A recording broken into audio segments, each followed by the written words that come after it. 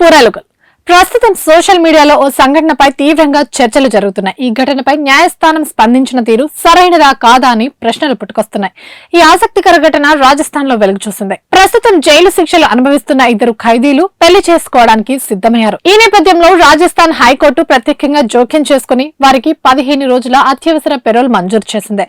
దీంతో అల్వార్ ప్రాంతంలో ఆ జంట వివాహ బంధంలోకి అడుగు పెట్టనుంది. వధువు ప్రియా సేత్ అనే మహిళ ఆమె డేటింగ్ యాప్ ద్వారా పరిచయమైన వ్యక్తిని హత్య చేసి కేసులో నిందితురాలుగా తేలి శిక్ష అనుభవిస్తుంది.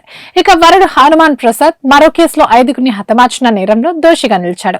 ఇద్దరు ఒకే జైల్లో శిక్ష అనుభవిస్తుండగా 6 నెలల క్రితం వారి మధ్య అనుబంధం మొదలైంది. ఇదే ప్రేమగా మారి పెళ్లికి దారితీసింది. ప్రియా మరియు హనుమాన్ కుటుంబాలు కూడా వారి వివాహానికి అంగీకరించడంతో జైలు అధికారులు మరియు న్యాయ వ్యవస్థ ముందు ఈ విషయాన్ని తీసుకెళ్లారు.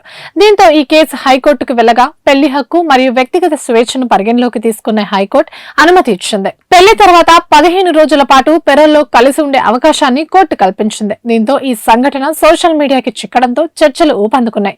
తీవ్రమైన నేరాలకు పాల్పడిన వ్యక్తులు కూడా తమ వ్యక్తిగత జీవితంపై నిర్ణయాలు తీసుకునే హక్కు ఉందా అనే అంశంపై అభిప్రాయాలు వ్యక్తమవుతున్నాయి.